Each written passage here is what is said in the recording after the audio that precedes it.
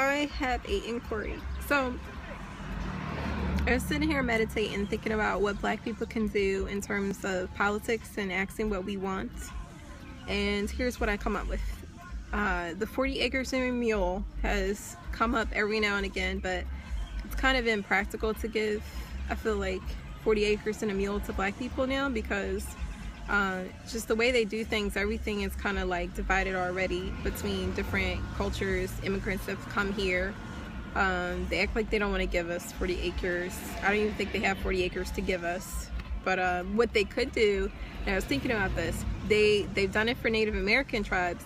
They can lift the ban on taxes, where if you're of African American descent, like ex-slave descent population, and you prove that in your parentage, you don't pay any taxes whatsoever. Any taxes out of your paycheck, no property taxes, no taxes. So in a sense, that would give you like the motivation to say, yes, like I could have the energy to, you know, combat racism, because now I know once I get my money, like I could pay off my debt, I could own houses downright, and I could actually pass something to my children without it being seized by the government.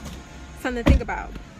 And also an apology from the American government apologizing for slavery in America. That's something we don't have as a country. Other countries have come out and apologized for slavery. So I think it's time that they officially apologize and write into their rule book that we are American citizens and that we have a rightful claim to be here.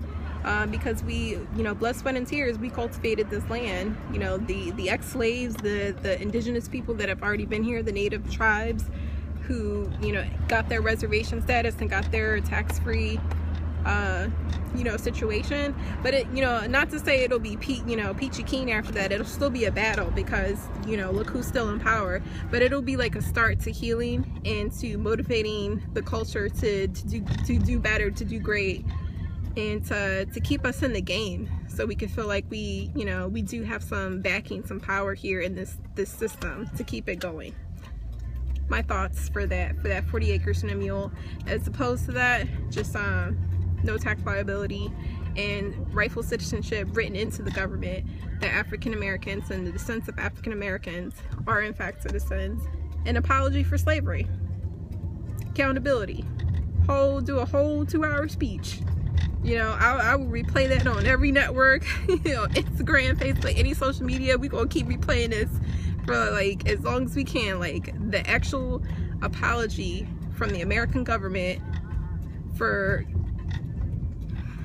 so much wrong, right? Like capturing us, killing us, taking the lands of Africa, divvied up by, I mean, I want to apologize for that.